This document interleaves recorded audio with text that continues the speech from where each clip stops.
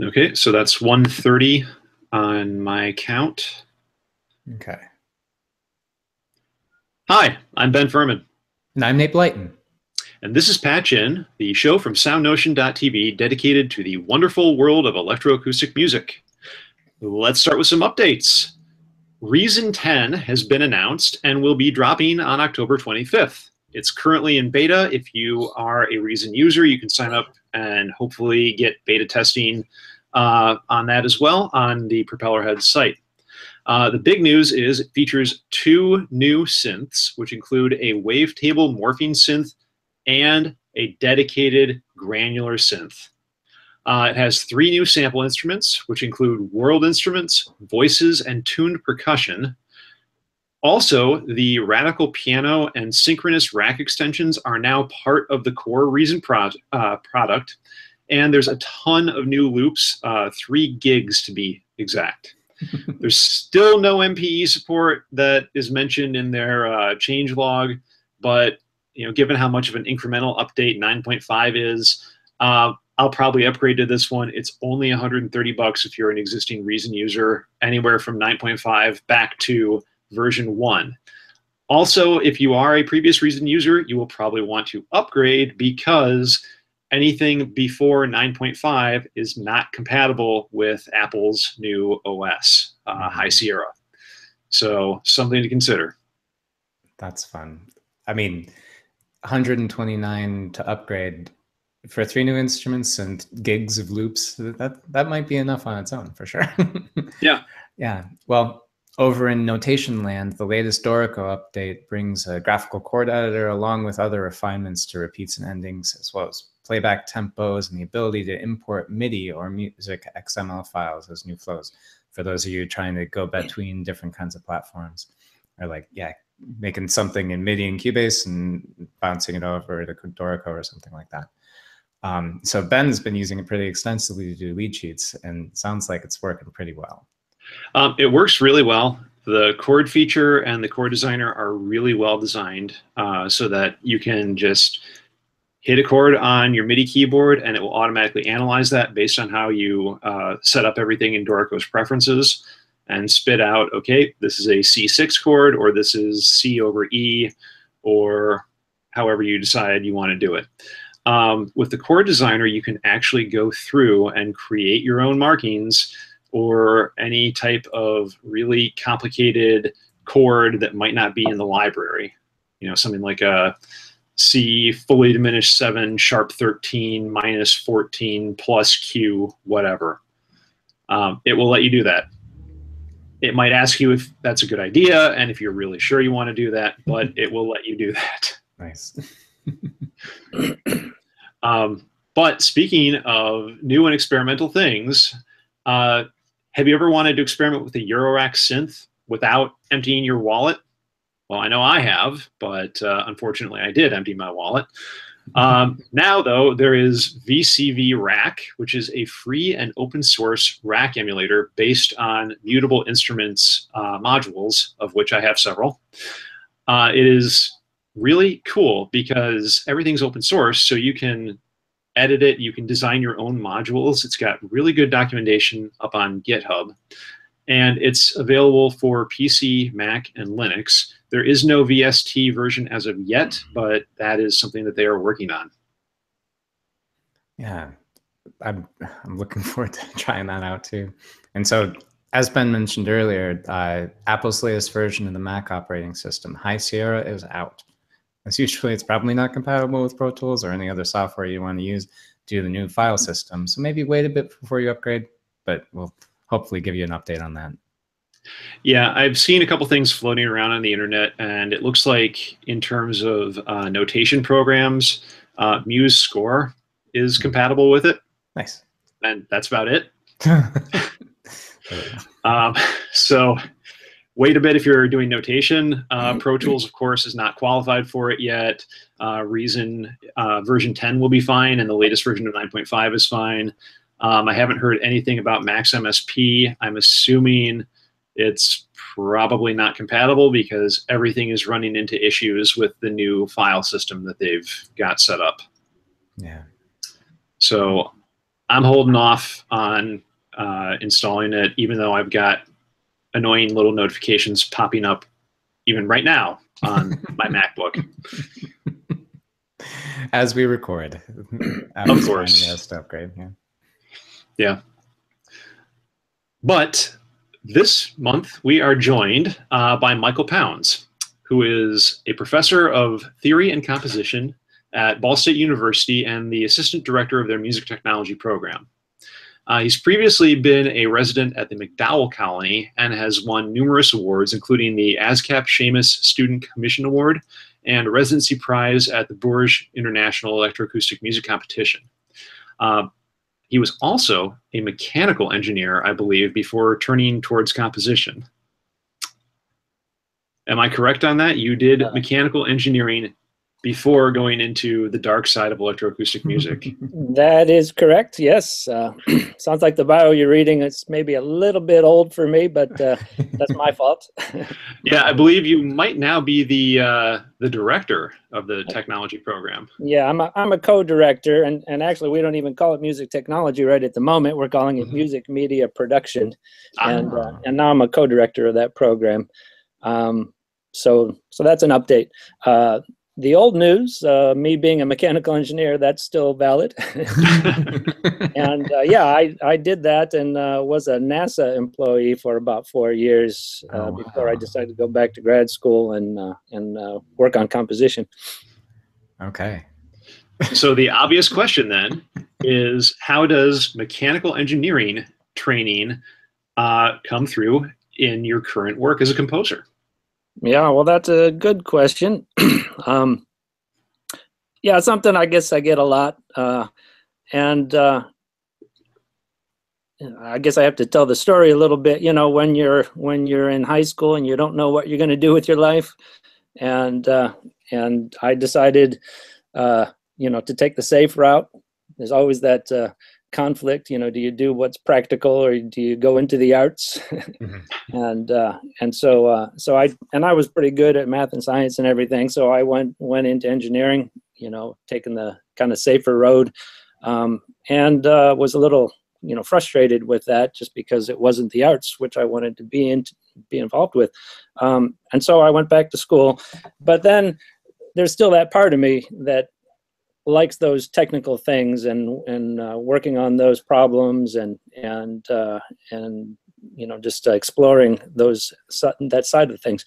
And so I guess I found a way, as a lot of us have, to involve technology in the creative music process. And so everything that I've done, not everything, but most things that I've done, you know, since I got into music have involved technology in some way. And obviously I'm in a program where there's a pretty heavy technology component in the curriculum, and I teach acoustics and I teach computer interface design, and so I know a little bit about electronics, and so I think a lot of what I've learned, you know, applies to using technology in music.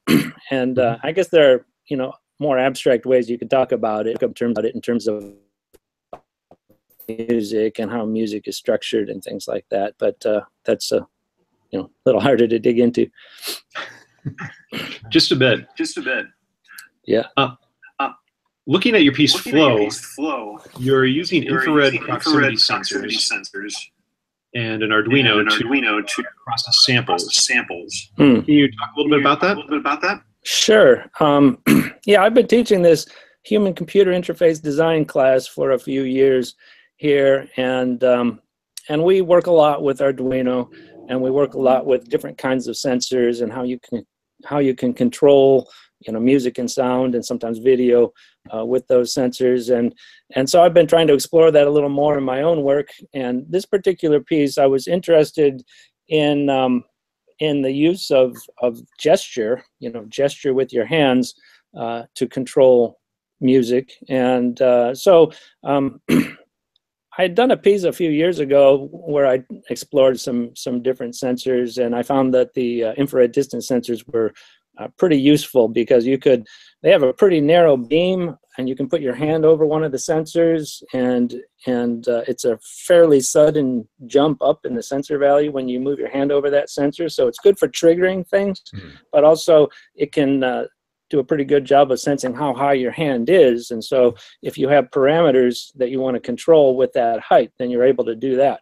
And so my piece Flow, I put together 9 of those sensors, and they're all spread out in front of me in an array. And each sensor triggers a different sound, and each of the sounds is a recording of a water sound. These were sounds that I collected when I was traveling in Japan, and so I can just put my hand over a sensor, the sound comes out, and then depending on how high my hand is, the sound changes in various ways. Each sensor has a little bit of a different processing scheme. So yeah, that's it. I play it all live. Mostly I'm not touching anything. I did introduce a foot pedal because I wanted to do a kind of a sostenuto process. If I put my hand over a sensor and I take my hand away, the sound stops. But what if I want that sound to continue? So I can step on a pedal, and then the sound will continue until I hit a different pedal, and that stops the sound. Nice. Okay. Yeah. That sounds like a pretty cool marriage. Old tech, new tech. Right. Yeah. I wanted to pause for a sec. We're getting a lot of feedback in your from your mic. Oh, okay. So as I speak, I'm hearing myself back, which I think is going to be in a recording. Do you have any kind of headphones or earbuds? Yeah, I think I probably do. Let me dig in my bag for a second. Okay, thanks. No problem. I'll be right with you.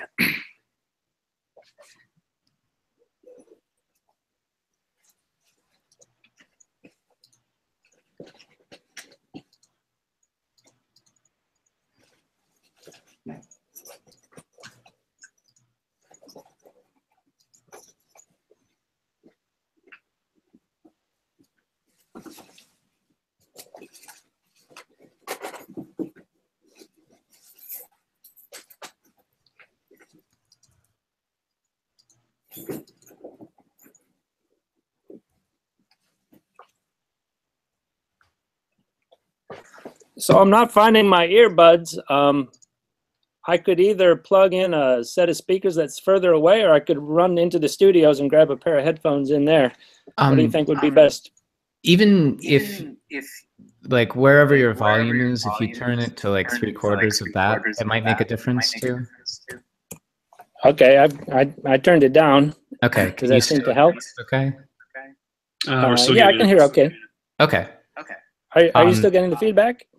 It's quieter now. Yeah. If you got a minute, I could run and grab a pair of headphones if it would be helpful, or I could plug into my speakers. I got speakers like about 8 feet away from the computer. I don't know if that'll help. Yeah, let's try that. Sure. Okay. Yeah, hang on a second. It'll be easy. Okay.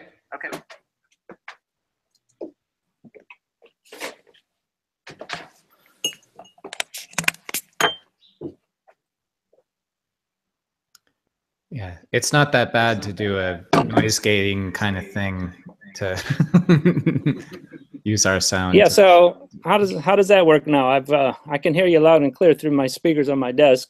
Okay. Well, so this is me speaking. It's it's funny. It's still hear it a little bit, but it's a little quieter, and it's more full sound as well, which is also nice.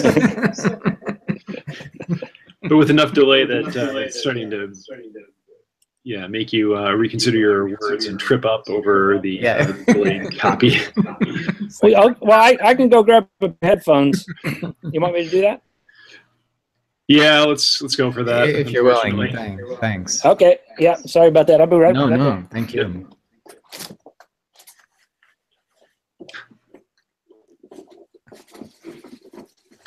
Can we gate the other stuff out of the recording, or should we start from an earlier? No, I mean, the only speaking that happened was as you were asking him a question, and he didn't say anything until after you were done. So that would be easy to edit for sure.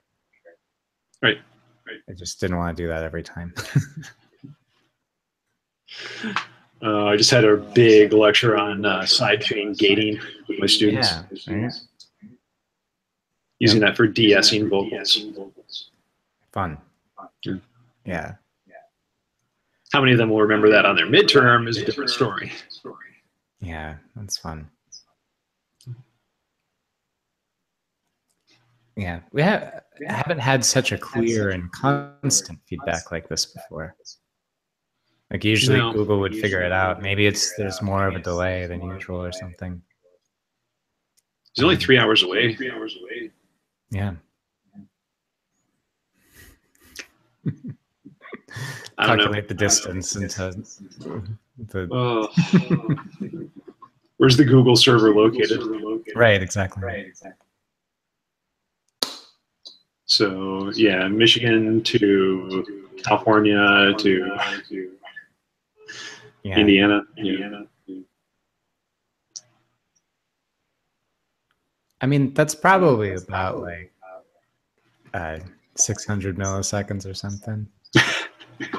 The bounce back, and so like, but 300-ish is half.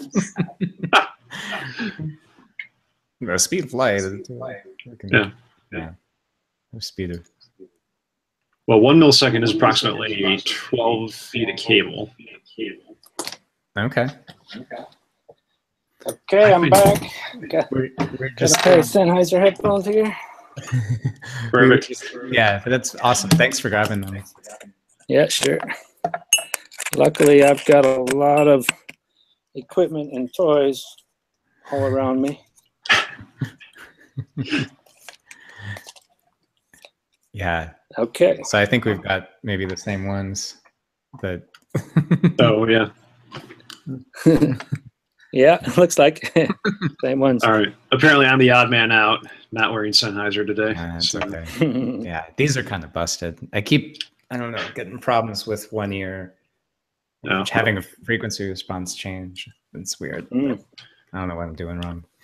But anyway, thank you for grabbing those headphones. Yes. Yeah, while you were gone, we were just trying to calculate the distance given the delay of the feedback and time and stuff. Oh, yeah, right. Yep. Yeah. Okay, where were we? We were talking about flow. Yeah, and you had just told us about some of the hardware that you had worked on. Mm-hmm. Yeah. So and then using the sustain pedal Sostenuto pedal. Yeah. Right. I said it's a cool marriage of old tech, new tech, kind of this using the physical interface on the bottom and the proximity sensor. Right. And it's so I've used proximity sensors for a couple other projects before, and it was like with dancers on a stage and had problems with them, the sensors pointing at each other and getting conflicting results and stuff. So it sounds like the interface that you've had, they're all pointing the same direction, just up. Yeah. Yeah. I can, I got a part of it right here if you want to see what it looks like. So, cool. Okay. So I've got 3 of these. They have some electronics on the back, kind of mounted with 1/4-inch jacks, so it's easy to plug in and travel with it. So I've got 3 of these, and so they sit on the table, and then I can, move my hands over that way. Okay, nice. For our listeners, it is a horizontal bar with the proximity sensors mounted on top, 3 to a bar, and then 1/4-inch jacks on the front coming out. Right. And if I'm not mistaken, those look like the Sharp brand infrared. That's correct. Yeah. Sensor. Yeah. So I haven't used those before, and it's been interesting doing some research on them. And so you mentioned that you would cover up the sensing side of it to get some pretty stark results. Yeah, and I mean, just building that whole thing is such an interesting process. And have you so with your background as a mechanical engineer, the platform that you've made holding the sensors, it looks very well machined. Is that something that you had done in your pre-music days, or is that just kind of regular work for you? Yeah, well, that was just sort of working in my garage. Yeah, I as an engineer, I was doing things like making computer models and studying stresses and strains and vibration characteristics of structures. And so it was a little more, a little more abstract, a little less hands-on. Yeah. And we had a machine shop, at NASA that would do all sorts of incredible things. But for this project, yeah, it took a bit of work. And when I'm working with students, that's always an issue, because everybody does a project and the first thing they do is they get the breadboard, right? And then you put the resistors in and the wires and everything. And that all works fine, but you don't really want to travel to a conference with just a bunch of stuff sticking out of a breadboard, right? Right. The TSA kind of frowns upon that. Yeah, right, exactly. And so, so I did an earlier version of this where I just took these sensors and just screwed it into a piece of wood, and then I had everything, pretty loosely wired up, and I wanted it to be more secure. So I actually came up with a scheme to mount the Arduino and a little prototyping board in an aluminum box, and I drilled holes in it, and you can plug in a power supply and the USB cable and all the 1/4-inch cables. And then I wanted something that was more secure for the electronics, and so the piece that I made is an angled aluminum that I cut with a hacksaw basically and filed it smooth. Nice. And then I stuck the small prototyping electronics board underneath the aluminum so that it doesn't get banged around. And and so yeah, it took a little bit of work, and I had to get my drill out and drill a bunch of holes in the front and measure things up so they look nice. So yeah, it was a little bit of work, and that's one of the tricky parts about doing a project like this. Normally in a semester, the students have time; they don't have time to work all that stuff out, and a lot of them don't have tools and things like that.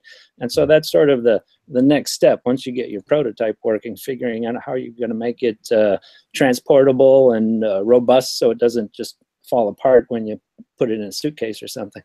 Yeah, and that's usually the third version of the interface or whatever, right? Once you actually get there. Yeah, exactly. Nice. Yeah. Now, what are you using software-wise to control the data that you're getting from the sensors? Is this just going into Max, or? Yeah, this particular project is just going into Max, and so I just trigger playback of a sample, and I've got different things, that are changing the pitch of the playback, or I'm doing some things with some filters and some, a variety of things that I just put together in Max. Mm-hmm. Nice. Yeah. Well, sweet. And it sounds like a real, so we talked a lot about the hardware, and it's a really striking sounding piece too. Particularly just the contrast between different kinds of audio frequency range, the stuff that's processed, the stuff that's not, and then kind of marrying them with different phasing things in different sections. It's pretty cool. Oh, thanks. Yeah, there's definitely a multiplicity of timbres that comes through, and that really does flow throughout. Yeah, good. That's the idea. I see what you did there, Ben. Yeah, well, come on, I had to. Yeah. Sweet. Well, so this piece was a real interface piece, and it's a live thing. There's another piece of yours that uses a pretty different kind of interface, and I was actually wondering if it was a live piece. But this other piece, Liquid Desires Reborn.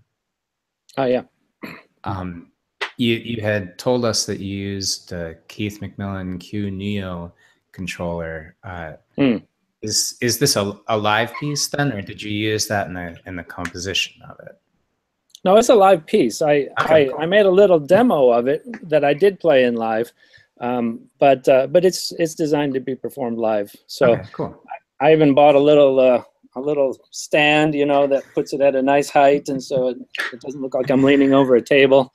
It starts to hurt your back after a while, you're leaning over the table, pushing on things, and Yeah. And so, all designed to be played live. Cool. Very cool. But that is a reworking of a previous piece of yours. Yes, it is. Yeah, it's quite an old piece. And actually, it was a piece that I did when I was a student at Ball State. And so I'm a faculty member here, of course. But I came here in 1992 working on my master's degree. And so I made a piece then that I didn't do too much with. It was a student piece. And it was really made using hardware synths, because that's what we were doing back then. Early 90s, we had racks of Yamaha synths and sample players and things like that, and mostly we were controlling things with MIDI. I was just starting to get into like Digital Performer was like a pretty new thing then. Before that it was Performer, and so this piece was originally made using like old Yamaha FM kind of synths, and so it has that kind of sound, but and I didn't really like the structure of the original piece, because it was quite long and quite thin, in a sense that there was like one thing happening, and it wasn't really orchestrated well, because I was a student and I didn't really do that well back then.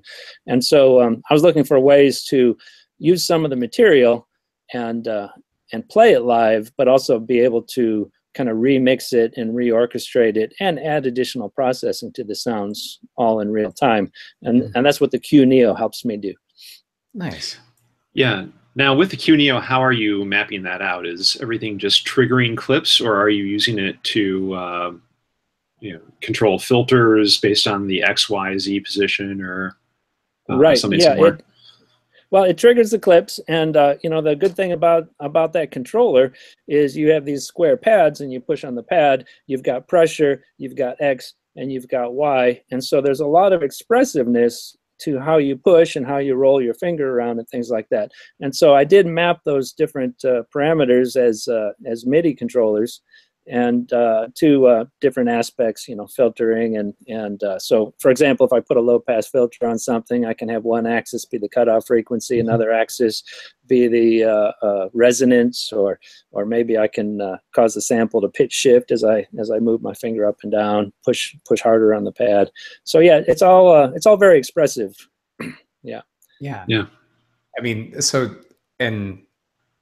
I grew up using the TX81Z rack unit from those Yamahas. Yeah. And so in our notes, you had maybe used a TG77. So, yeah, I think that's right. Yeah. As far as I remember. So it's like a DX7 Mach 2, but it's a rack mount sampler. Is that? Ben, I'm reading off your notes. Yeah, it's. I had to look that one up since I wasn't familiar with that particular model. But from what I found, yes, it is a rack mount sampler, but it has all of the FM capabilities from the Mark II DX7. Yeah. So that's right. It's like an FM synth, but then they added some sample playback capability in there too that you could mix and blend with the FM sounds. Cool. Yeah. Well, so one of the things that is really cool to me about using that kind of sound with this kind of an interactive piece is everything I remember about working with FM hardware back then is that you had to go through menus, took a long time to like do all the things. And it was tedious, yeah. So then to be able to reshape those kind of sounds with the flexibility and instant feedback of the interfaces we have these days, that must have been a pretty rewarding process. Yeah, it's a fun piece. It's fun to be able to manipulate those sounds live and just add that extra expressiveness. And you're right, it was harder to do that. I guess you could do that by programming MIDI controllers, and I don't remember how controllable those old FM synths are. Nowadays, all the plugins, you can map all sorts of controllers to all sorts of things, and so there's a lot of flexibility now. But it was harder to do back then, and you didn't have these cool Keith McMillan controllers and things like that. You had your MIDI keyboard, and you had your pitch wheel, and you had your mod wheel, and that was about most of what you had those days. From my own experience with the DX7, that is probably the worst design for actually accessing the parameters and controlling the different aspects of the synthesis process. Right, Yeah. right. Yeah, because you've been doing the analog modular stuff, right? And so you can put your hands on all the knobs Mhm. and work those in real time. Right. And actually, the problem I have with that is that there's so many knobs in front of me. I want to touch all of them in a piece and Right. do this, do that, do this. And it's just like, okay, I have to limit myself to how many knobs I'm actually going to touch. Otherwise, this is going to be Sure. impossible to perform. Yeah. Right, right. Yeah. Nice problem to have. Yeah. It's a fun one. Yeah, exactly. Yeah, good. Yeah. One thing I noticed about this piece, though, if you could talk a little bit about it, is there's a really great use of silence in between events in the music itself. Yeah, yeah. I guess that's something I've been trying to do more in recent pieces. I've been trying to just do that more. I like to be able to listen carefully and thoughtfully to the music, and I guess that's kind of a theme in my work, I think, and the idea that you can hear a sound and have a little pause to sort of contemplate what you're listening to, rather than everything just bombarding you all at once, I think is a satisfying artistic experience. Mm-hmm. Yeah, it's definitely something I'm seeing kind of two camps in the electroacoustic music world, that there's people who will do a similar approach and have silence as a way to differentiate between events and let people process it. And then there's the wall of sound style, which is still... it's just a really interesting thing. Yeah, I think when you go to a festival or a conference or something and you're hearing a lot of these pieces, of course it's great to hear both things. It's great to hear a real high energy piece that just keeps you sort of on the edge of perception, just trying to deal with all the stimulus, and then to have other pieces that take it down and let you contemplate more. And I think there's room for all of that. Mm-hmm. Yeah. That's yeah. And it's such so many interesting things with this. Just one of my favorite things about getting to listen to people's work, and especially in this audio land of electroacoustic music, is just the quality of the sound. And there's the FM synthesis in particular. Like, I love just the nature of the bell tones, the richness of the timbres and stuff. There's another piece of yours, this Hibachi Fire and Iron, that also sounds very nice in a lot of the same ways, but through a very different way of getting there. Yeah, right. Yeah. So now, I have to ask, was the title inspired by a visit to Benihana or a similar Japanese restaurant? No, and of course it's hibachi and not hibachi, right? Which drives me crazy, because every time I type up program notes or submit the piece, I always get this spell correction happening, and they always change it to hibachi, and then I have to go back and change it. I'm looking at the documentation I prepped right now, and it has the red underline. Yeah, it's like, there did you you mean hibachi? No. So I travel to Japan pretty regularly. My wife is Japanese. She grew up in Japan, and we try to get there, every year or so. And so I spend a fair amount of time there. And of course I'm very interested in the culture, being that it's my wife's culture, and we get a lot of opportunity to experience it. And so this particular piece, the main inspiration basically was that I was given as a gift a pair of iron chopsticks, and they're just look like chopsticks, and they're threads tied to the ends of them, and you can hang them on a nail or something in a front door or something like that. And when they jiggle around, they bang against each other, and they just make this really cool sound. And And so I took those into the recording studio and set up some nice mics and was in a nice quiet studio and just you know, banged them together and let them dangle and hit each other and scraped them and made as many different sounds as I could, and then you know, played around to see what I could do with those sounds to develop a substantial piece that's mainly those sounds. Yeah. So it's cool hearing you say that you went into a recording studio, got a very quiet environment, and nice mics, and got really, I mean, it's very clear listening to it how well it must have been recorded. So when working with samples like that, do you make any special considerations, like a higher sample rate or bigger bit depth, when you know you're going to be working with something that you're going to be manipulating in a bunch of different ways? Yeah, I guess I do. I usually don't worry too much about a real high sample rate. Often I'm just recording at 44.1 or 48K.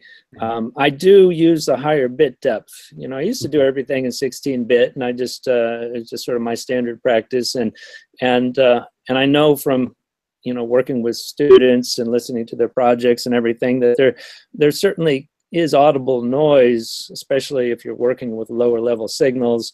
And sometimes you record sounds that are really quiet and it's just hard to get a good signal to noise ratio. And so having the 24 bits, you know, gives you just a lot more room to work with. And so yeah, I do. But I also think that the recording quality isn't, you know, necessarily the main thing. Yeah. and the reason why I say that is because I've done pieces where I've just taken a portable recorder and just, you know, traveled around and just recorded things that I found as I'm traveling, especially traveling in Japan. I've done a number of pieces with sounds that I recorded just walking around, walking in the woods or walking down the street. And sometimes, you know, I'm not recording at such a high quality. And when I first started doing this, I had fairly limited amount of memory to fill up on my recorder. And so I was working with like MP3 files, you know, the higher rate MP3 files. And of course, it's really hard. It's, you know, we're talking about recording in the studio. You have a nice quiet studio with some great microphones set up and some nice mic preamps and everything. But when you're out, you know, walking down the street or walking in the woods or something like that, it's really hard to get a nice recording. And so then you have to start focusing on you know, high pass filtering and noise reduction techniques and EQ and things like that to really focus the attention on the aspects of the sound that you really want to use and eliminate a lot of the noise that is just going to distract. Yeah. I mean, that's definitely one of the major benefits of having like Isotope's RX plugins. Oh yeah, that's a good one. Yeah, that's a really good tool. Right. Yeah. Well, one of my favorite things about this piece is that how much it does a really nice job of blurring the line between something that is clearly sampled and something but also kind of sounds like a electronically generated sound, where you have these strikes of the chopsticks, but then go into an impossible sustain. Right. Yeah. And, is that achieved with reverb or a stretching thing, or? Yes, and yes. Yes. So reverb first and then stretch, or? Well, yeah, I do a lot of different kinds of tricks, you know, and a lot of it is, I mean, I do time stretching and I do convolution and I do you know, reverb effects and just granular things. So I just have a lot of different tricks that I use. And then for me, it's a question of, you know, layering things carefully, paying attention to transitions, paying attention to how you might take, you know, the original recording of the sound and just place it just right with the processed version of the sound and do a nice crossfade or something like that. Yeah. And so yeah, it's just a lot of fussing, you know, a lot of experimentation and a lot of fussing over the details.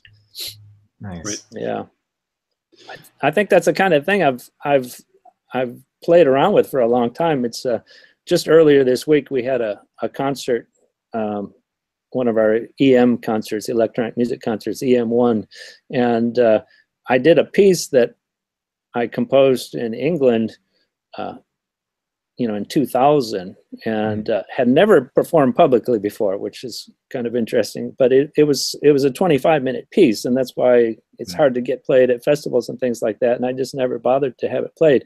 But I was listening to it pretty carefully, and I was doing a lot of the same kind of things, you know, where at the beginning there's a telephone that rings, and then it rings a second time, and it's got a bunch of reverb on it, and then it rings a third time, and that decay gets longer, and then eventually the phone rings, and then it just drifts off into this sort of granular world of, as you said, impossible sounds. And then after it sort of explores that area, and then it sort of comes back to the phone ring. And so that was something I was doing, you know, 17 years ago that I thought was interesting at the time. I guess I'm still doing that kind of thing.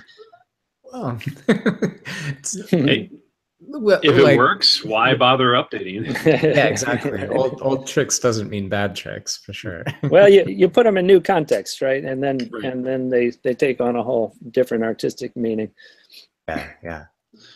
Well, and a lot of that is going to be influenced by the choice of the source materials as well. I mean, there are some things that just lend themselves better to the reverb treatment than others. Yeah, definitely. Yeah.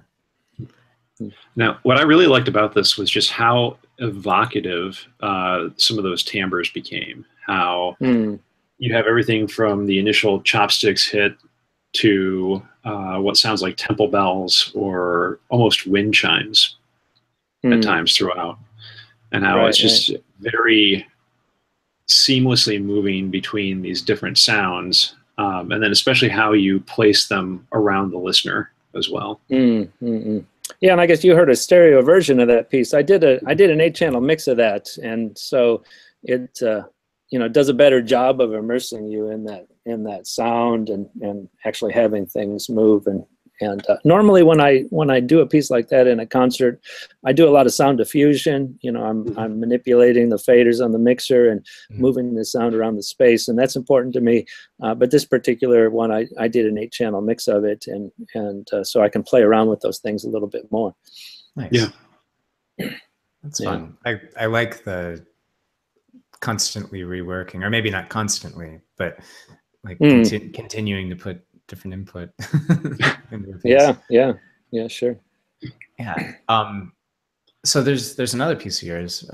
we've got a lot of your music to talk about, which is wonderful. So we've gone through water and fire. So are we moving on to air at this point?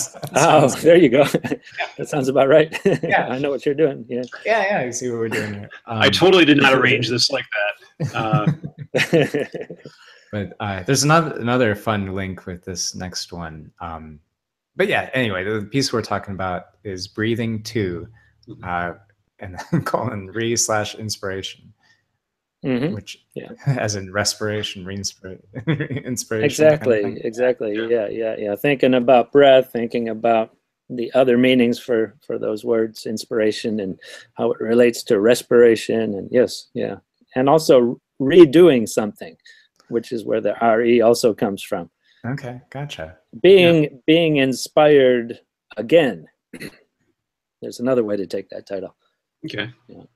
Yeah. So in your notes, you mentioned that this includes some quotes from an old piece from your student years, like the other another one. Yeah. And I was wondering if those quotes were literal audio, like the same sample, or was it kind of doing a similar gesture, or what kind of quote was that? Oh, yeah. Well, I mean, there are a small number of places where I literally took a bit of audio from the original recording and layered it in with some of the other things I was doing. And so so some of it is just literally just, you know, sampling the original piece. Some of it is just when I did that original piece, I remember pretty well. I went to Kmart, you know, here in Muncie. Again, I was a student here in Muncie, and I just went through the toy section and I just like bought everything that made sound, you know, and I took all those toys and, you know, some other things like a, you know, beer bottle and different things that you could blow on, and went into the studio and just recorded everything. And it's a fun little collection of recordings. And to this day, you know, when I'm teaching my computer music class and I want to demonstrate something, I reach into that bag of toys, you know, and I've got this file with all these recordings that I recorded in you know, like 1994 or something, and I use them for demonstrations for my students during class, and so I process the sounds, and whenever I get something that sounds good, I save it in a folder called Random Sounds. Wow. And so I have all these sounds, you know, that I've done for years using all the same original audio recordings that were also used in that original piece. And so I was able to take those audio files and a lot of the processed files that I did over the years and use those in the piece.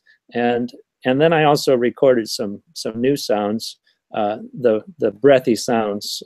I recorded with my wife. I brought her into the studio and had her do, you know, coughing and panting and, you know, all that little speaking and laughing.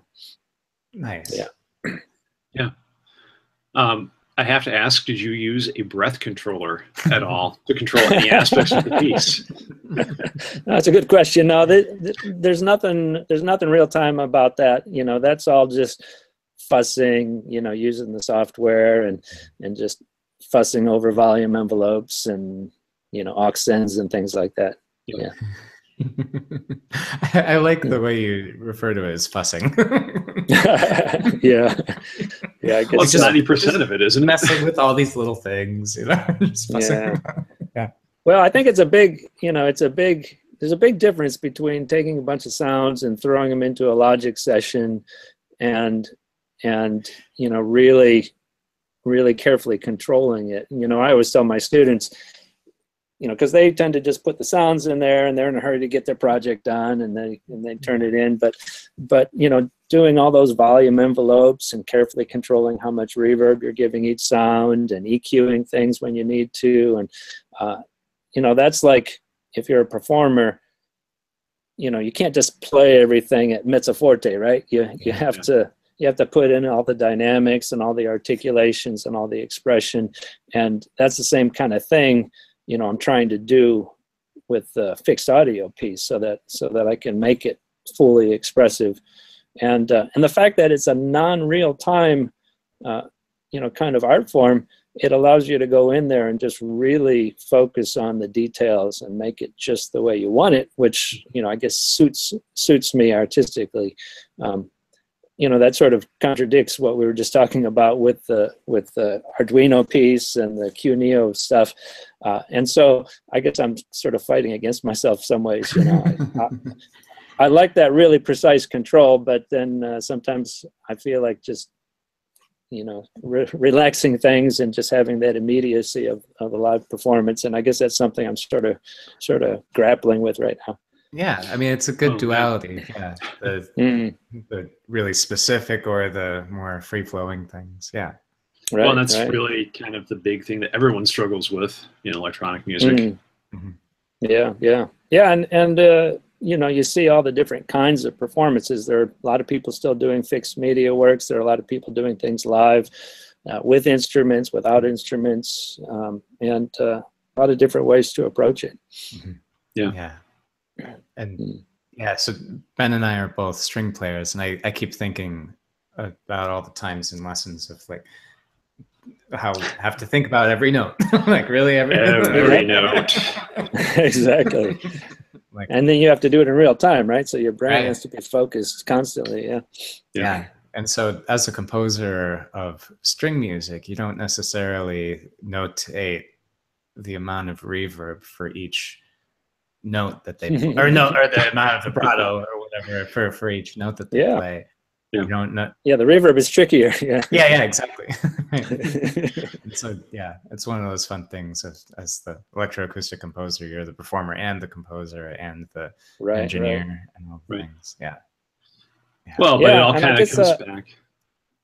Yeah, I was going to say I've done so much fixed media in the past, and I guess that's part of my motivation for it. I like working with performers. When I was composing a lot more instrumental pieces, it was always a little bit frustrating for me, because you hear your composition in a certain way in your own mind, and then the players go out and play it, and they're, of course, hopefully they're doing all the right notes and they're not getting off by a measure or whatever, but sometimes that happens. But just the precision of the attacks and just the kinds of articulations and the control of the dynamics. And, when you've got the performers on stage, you got to let go of that, right?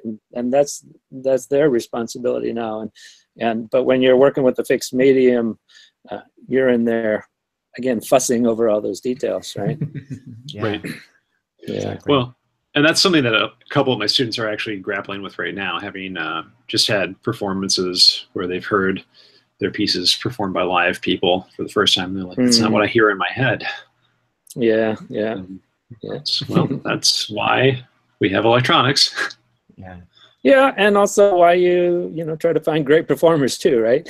Yeah. Exactly. when you're a student doing student works and you're having your fellow students do them, and always grateful that they're willing to play your stuff, but there's nothing like a really great performer to really bring your music to life.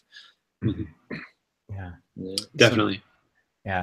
It's interesting to hear that you involved your wife in that one too, as a kind of performer, on the front end or whatever. There's a couple other pieces of yours that seem to involve that Japanese culture stuff too. I'm not sure how to say this, but hajiki maybe is hajiki. Yeah. And so this one involves sampling another instrument. Could you talk a little bit about this one? Sure. Yeah, that one is involving recordings of shamisen. And the shamisen, it's a little bit banjo-like in that it has a wooden body and it has a skin over the top of it. You've probably seen these, if you've watched any kind of Japanese performance or anything. It's a very common instrument used in puppet theater and a lot of live contexts. But it's played with a pick that's quite large, triangular kind of pick, and a lot of times it's played with a pretty violent kind of snapping against the instrument, pretty expressive instrument. Played in a lot of different ways.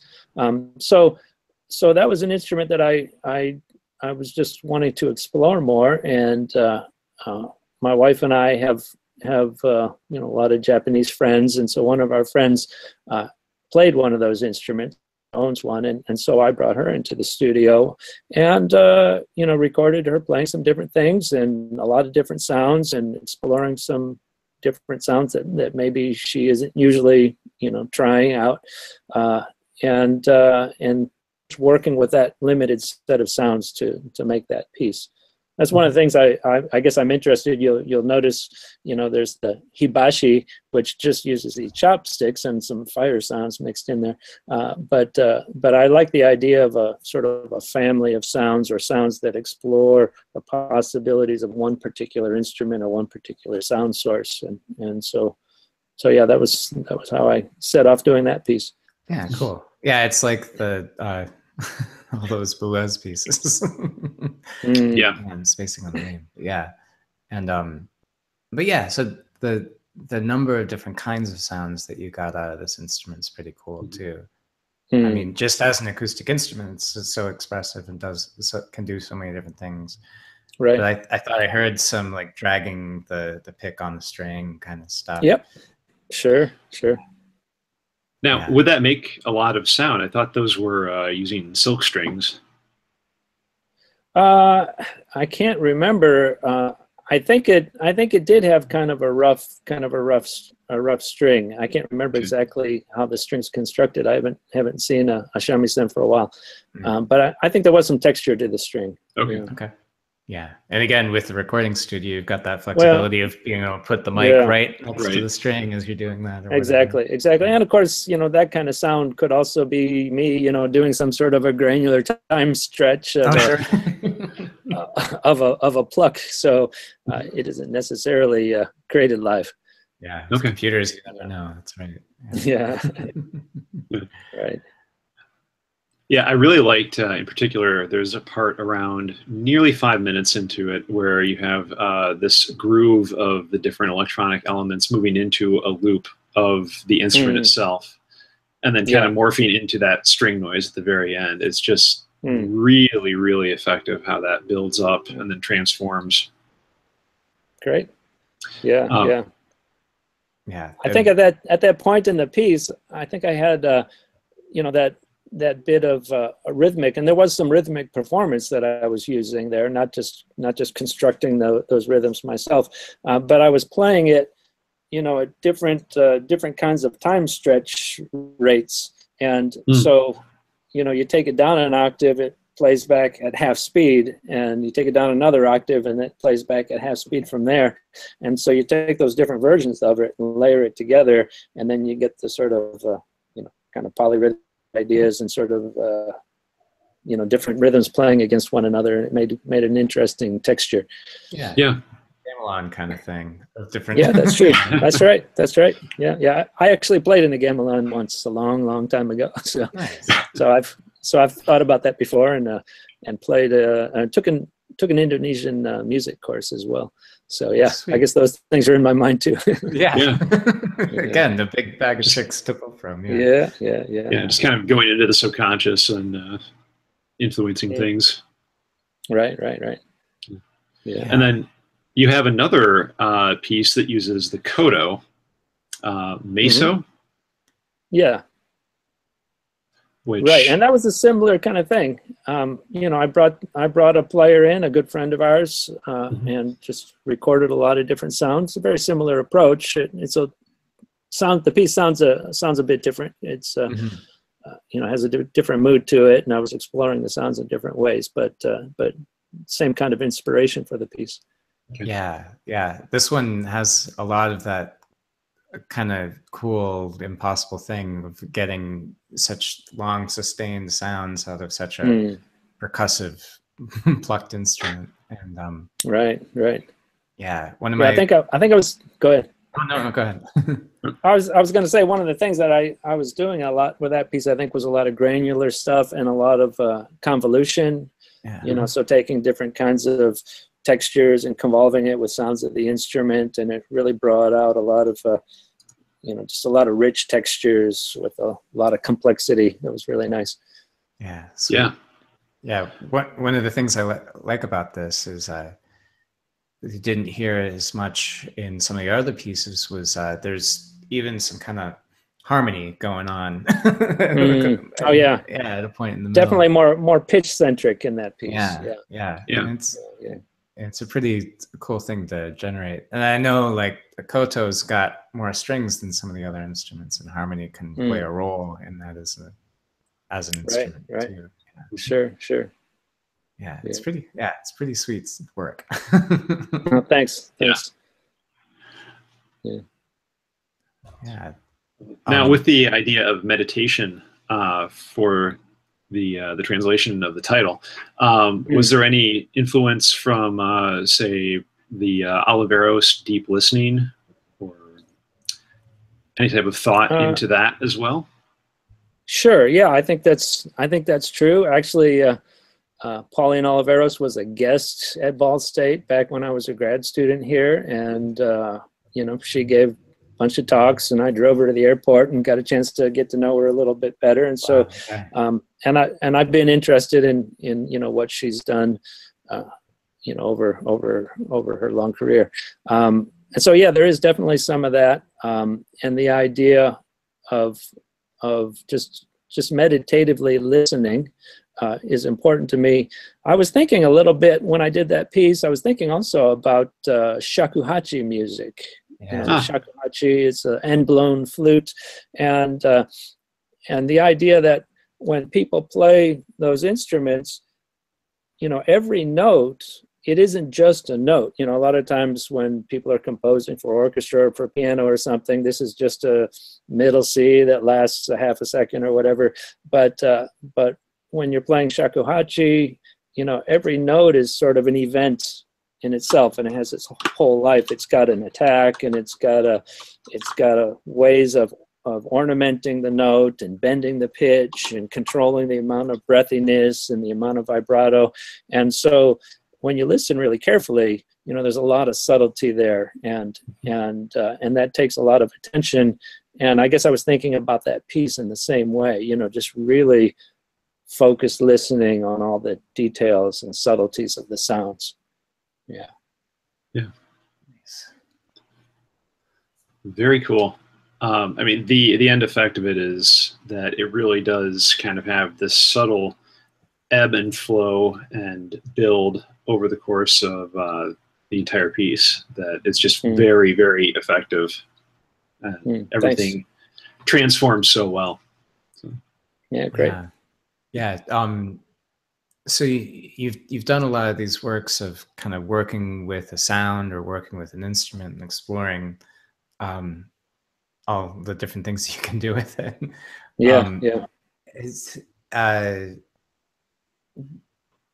And then I guess, is it more recent, the Flow and Liquid Desires Reborn, those pieces, or?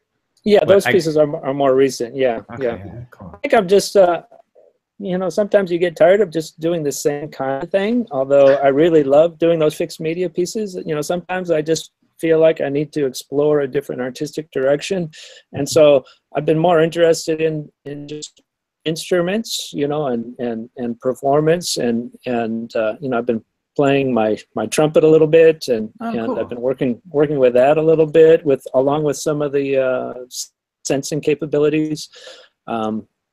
Just recently, we have an electroacoustic ensemble we've been running here at Ball State, and I've been kind of contributing to that a little bit. And just recently, I took my Fender bass out, and I sat in with the group and was just making crazy sounds using Guitar Rig, and it's just a lot of fun to do that kind of thing. So it's something I'm trying to explore more in my recent work and in the future. That's awesome. Yeah, very cool. This year for me has been a lot like I work on staff in a music theater and dance department, and so a lot of my role is kind of solving logistic things and doing stuff like that. And what that has meant for me this year is moving a lot of books, packing a lot of boxes, and doing a lot of things like that. And it was just thinking about the kind of things that different scholars have, where like instead of a library of physical books, it might be a huge library collection of different kinds of techniques. Or in this case, it sounds like you've got quite a collection of instruments and just different. That's true. I do have a lot of stuff sitting around. Yeah. Yeah. I see my computer is set up so that it faces the wall in my office. Oh, yeah. That's because if I turned it around, you would see a lot of chaos and a lot of things stacked up, and so yeah, I tend to play around with a lot of toys, and I've got a lot of things sitting around that I like to play around with. Yeah. Don't we all? Right. Yeah. Sure. It's a cool thing, and and then hard drives of audio and other things and stuff. Right. Yeah, especially when you've been doing this for a lot of years, you collect a lot of things, and I've been at this for a while now. So yeah. I keep saying one of these days I need to go through and index what set of samples is on which external hard drive, or what recording session is where. That I'm never going to do it, but right, exactly. That's not fun, really. No, why would I do that? Yeah, we all need assistance for that kind of thing, you know. That's right. Good idea. Totally index your audio catalog. Yeah, that'd be. Yeah. What if I could pay an undergrad to do that? Right. Oh, cool. So, so you recently were playing with the bass, working on trumpet sounds and different things. Yeah. Have any other kind of projects on the horizon that you're looking forward to working on? Yeah, well, I've been doing some work with installations in the past, and I've got some projects in the works now that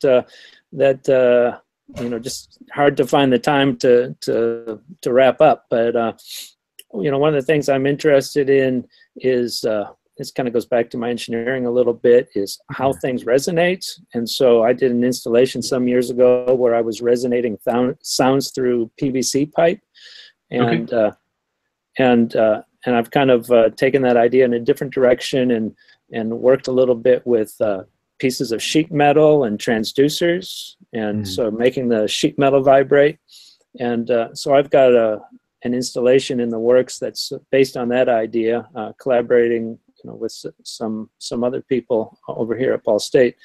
And so that's something. I've also been interested fairly recently in making sounds in a physical way that don't use loudspeakers. And so, how can you use some sort of mechanical actuator to make a sound? So one of the things I've been doing is working with solenoids, and you can use the Arduino to control the voltage going to a solenoid and make it like bang on things.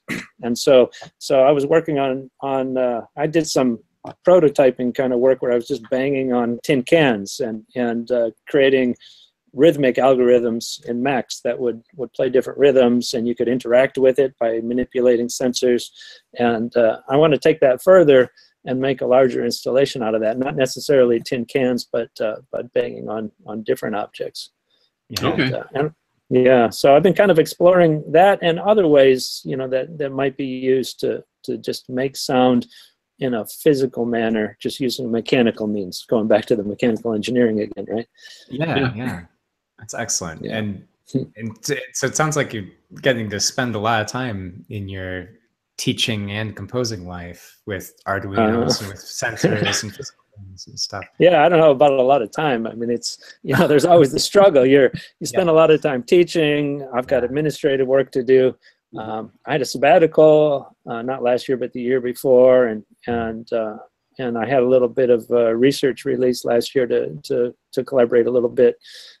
We have an Institute for Digital Intermedia Arts here at Ball State, and I've been working with them a little bit. But this year is quite busy, in this role as co-director of the program. I'm looking at a lot of curriculum things and trying to make some changes, and so it takes up a lot of my time. So I would like to say I have a lot of time to do these kind of projects, but I'm just squeezing in whatever time I can find. Yeah. Well, cool. You mentioned at the start of the program that Ball State's music technology program changed in name to media production.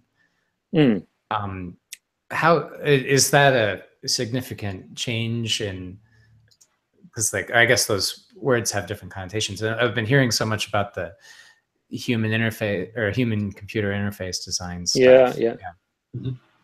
And so do you get to do a lot of that? Or it sounds like there's a huge range of different things that you work in with between Arduino or Logic or Pro Tools or Ableton Live or different hardware things and stuff. Right.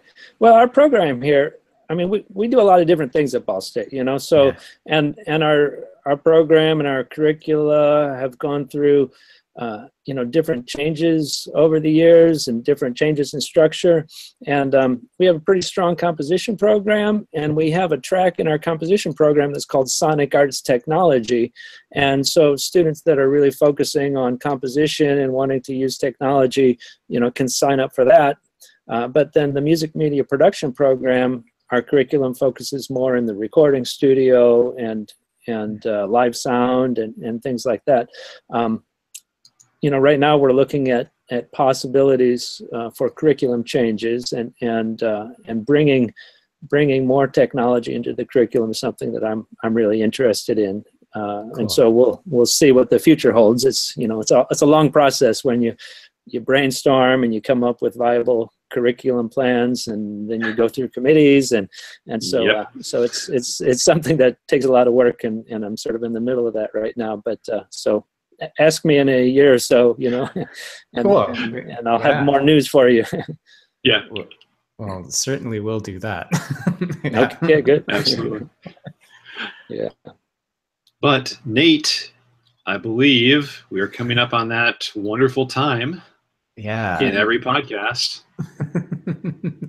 Yep, I guess we're at that time. The segment of the show where we challenge each other to take 2 minutes or less or whatever to explain some subject. It was cool to hear you mention solenoids, because I can't remember if we'd done that in a past episode, but that's something that I'd wanted to talk about before. I don't believe we've talked about that before. Yeah, maybe next time. Yeah. What I've prepared this month is talking about something else we've talked about in the show, different kinds of proximity sensors and kind of good. What's going on with those. And I'm going to sheepishly do my best in the face of an actual engineer. Yeah. Okay. I'm sure it'll be fine. Thanks. Well, I have 2 minutes on the wonderful iPhone timer. So whenever you're ready. Okay. So in this episode, we've talked a lot about different kinds of physical sensing things. In particular, our guest's piece, Flo, he used a proximity sensor, and this was specifically an infrared one from Sharp I had mentioned. Proximity sensors work in a couple different kinds of ways. You might have seen, like on a rolling keyboard, it's got the 2 little dots, and it's a D-beam sensor, or in your car, you can back up and it'll beep at you as you get closer. Those are 2 different instances of different kinds of proximity sensors. The first one I'll talk about is ultrasonic, which is pretty closely related to the way an infrared one works too. But the main sensor I've used in projects most recently is an ultrasonic rangefinder from Maxbotics. It's a much longer range than a lot of other sensors. It works between 6 inches to 6 meters with a width of beam that varies with different models they have. There are a couple ways to access it over serial communication, but it also outputs an analog voltage, which is easy to measure with an Arduino. So the way it works is it's like sonar. It makes a sound at a very high frequency, in this case, 41 kilohertz. And then it has a little element on it that listens a very short amount of time later to see how long it took for it to bounce back. So as this is sound, it is participating in the regular sound world, meaning that reflectiveness of the room or objects can affect its accuracy, and the ambient noise in the room, if it's in the range of your sensor, can also cause problems. In my experience, that's only if it's super noisy. So the infrared sensors work in a similar way, except it works with light. So it has 3 main parts: a PSD, a position-sensitive detector, and an infrared LED, or a light-emitting diode. And then the third part's a signal processing circuit. So the idea is that it shines infrared light out of an LED, and then a super small amount of time later checks to see what the position-sensitive detector gets back. Ah, rats. Didn't quite pack it in. Ah, so close. Yeah. So close, though. That's talked a little bit about ultrasonic. So, Yeah. No, nicely done, though. Thanks. Yeah, I think the ultrasonic sensors are something we didn't mention, but I've been working with those a little bit too, and those are very useful. So yeah, those are great. Yeah, one of the things I was hoping to say is, like, the ultrasonic ones seem to be huge in range. The infrared ones are really good for getting about a foot or so, and then you can also even use capacitive ones for getting really, really, really close. Yeah, I have some infrared sensors that'll do about 5 feet, something like that. Cool. Or a little more perhaps, but they're really big. So they just physically they're larger. Oh yeah. Oh. Yeah. Nice. Yeah. Well, limits the design space that you can use. So. Yeah. As I was doing research for talking about this, I was also ran across a Scans Sweep. It's a $300 laser spinning thing, like what the Google cars were using to scan for Google Maps and stuff like that. Wow. That's even available for $300 on SparkFun, which is kind of fun. That's not so bad. Right? Yeah. I wonder if you could use one of those to build Sounds your like own fun. laser harp or some similar instrument. Yeah. Mm. Or Cool. some kind of weird audience interaction with a spinning laser in the room. Yeah, it'd be pretty. Could be. There's a piece in that, I'm sure. There is. I'm just trying to figure out how to do it right now. Exactly. Sounds like fun. Indeed. Well, cool. Well, so well, thanks for listening to the 2 Minute Challenge. And Yeah. and so it's been great to talk about some of your music and hear about the big bag of tricks that you've got to pull from. Right. Yeah. Do you have any other events coming up or other pieces you'd like to plug at this point? No, I guess that's it for now. I've got some of the live performances with the sensor piece coming up, and I guess that's the main thing I've got scheduled. There are always more things to submit to, and so you never know what's going to happen. But yeah, that about covers it for now. Cool. Very cool. Yeah. Well, yeah. Thanks again for joining us. We'll have links. Thank you. Yeah. Thanks. It We'll was a have lot of fun. Yeah. Appreciate it. Yeah. We'll put in links to everything in the show notes. And yeah. And so, yeah, thanks. This has been another month of Patchin'. This is episode 41, I believe. These numbers are getting higher and higher, which is pretty fun. But you can check out those show notes at soundnotion.tv/PI, which is also where you can listen to this lovely podcast. I don't know why I'm telling you how to listen to this if you are listening to me saying how to listen to this, but anyway. But you can support our show there. There's a couple of ways to donate, or there's an Amazon search box where you can go through and get whatever you were going to get anyway. If you get it that way, then we get a little bit of a kickback. And as always, good reviews in the iTunes store are nice. Things like that. But thanks again for joining us. My name's Nate. I'm Ben Furman. We'll see you next month.